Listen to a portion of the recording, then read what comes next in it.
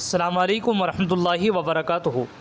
تصویر میں جس شخص کو آپ دیکھ رہے ہیں غالباً اکثر لوگ تو اس کو جانتے ہی ہوں گے۔ یہ شخص سوشل میڈیا پر جب سے آیا ہے لوگوں کو گمراہ کرتا ہے، حتیٰ کہ اس نے صحابہ کرام اللہ کے رسول صلی اللہ علیہ وسلم کو بھی نہیں چھوڑا۔ صحابہ کرام کی شان میں بھی گستاخی کی ہے، صحابیات کی شان میں بھی گستاخی کرتا آ رہا ہے، حتیٰ کہ یہ لوگوں کو گمراہ کرتا رہتا ہے۔ اب اسی کے سلسلے میں مشہور قلمکار اور بے پناہ صلاحیتوں کے مالک حضرت مولانا مفتی فہیم الدین صاحب بجنوری، سابق استاذ دارالعلوم دیوبند نے ایک اور مضمون لکھا ہے۔ اس سے پہلے ایک مضمون انجینئر مرزا کے تعلق سے لکھا تھا حضرت نے، جس پر میں نے ویڈیو بنا کر کے اپلوڈ کی تھی۔ اب یہ ایک اور مضمون ہے جس کو آپ حضرات مکمل آخر تک سماعت فرمائیں۔ یہ مضمون سن کر کے آپ کو اچھا لگے گا اور آپ اس ویڈیو کو زیادہ سے زیادہ آگے بھی شیئر کر دیجیے گا۔ حضرت کے جتنے بھی مضمون ہوتے ہیں وہ بہت شاندار مضمون ہوتے ہیں، ان سے بہت ساری باتیں سیکھنے کو ملتی ہیں۔ وہ مضمون میں آپ حضرات کی خدمت میں پیش کر رہا ہوں، آپ حضرات اس کو مکمل سماعت فرمائیں۔ حضرت لکھتے ہیں، جس کا عنوان ہے انجینئر مرزا پر عائد بنیادی دفاع۔ مرزا نے دین کی بیخ کنی میں متنوع زیادتیاں کی ہے، مگر بزرگان دین کا استہزاء اس کی خاص محنت ہے، حتیٰ کہ یہ تمسخر انجینئر کا شعار بن گیا ہے۔ اولیاء کی بے حرمتی کو مرزا نے اپنے نعرے میں جگہ دی ہے۔ یہ وہم ہے کہ اس کی مراد ڈھونگی باباؤں سے ہے، کیونکہ اس نے تشریح نام بنام کی ہوئی ہے۔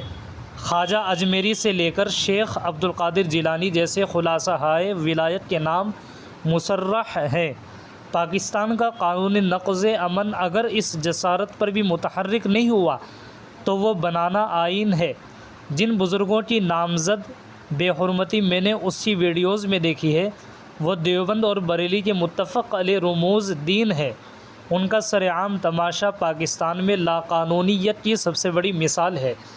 اسی طریقے سے آگے لکھتے ہیں، اگر بالفرض اس کے اہداف فرضی پیر ہیں لیکن ایک خلق ان سے عقیدت رکھتی ہے تو قانون کی مداخلت واجب ہو جاتی ہے۔ یہ مذہبی اذیت کا قضیہ ہوا۔ ہمارے یہاں اسے آستھا کا مدعا کہتے ہیں، جبکہ انجینئر چن کر ان بزرگوں کو نشانہ بناتا ہے جن پر اولین و آخرین صلحاء باب زہد میں تکیہ کرتے ہیں۔ یہاں ایک اور باقی کا توازن نہیں ہے۔ یہ شخص واحد اور کل اسلام کا قضیہ ہے۔ ریاست کا بیچ میں نہ آنا موجب حیرت ہے۔ اسلامی جمہوریہ کا پہلا جزو ہے، معنی ہو جاتا ہے اسلامی جمہوریہ کی ناک کے نیچے اسلامی رموز کی پامالی پاکستانی تاریخ کا سیاہ باب ہے۔ وہاں کی مذہبی تاریخ کا سب سے پست لمحہ مرزا کی ویڈیوز ہیں، جن میں اس نے اسلام کے سینے پر علانیہ مونگ ڈلی۔ حضرت کے مضمون میں آگے لکھا ہوا ہے، ہم لوگ یہاں کسی مپرسی کے عالم میں ہیں، اکثریتی انتہا پسند مذہبی اذیت کے در پہ رہتے ہیں، بیشتر تانے کڑوے گھونٹ کی طرح پی لیتے ہیں۔ یہ جان کر حیرت ہوئی کہ پاکستان میں بھی اسلام لاوارث ہے۔ ایک شخص تحقیق کے نام پر سب و شتم کرتا ہے اور اسے اسپیس دی جاتی ہے، جس کا ہر بیان مذہبی گالی پر ختم ہوتا ہے۔ اسے سر پر بٹھایا گیا ہے۔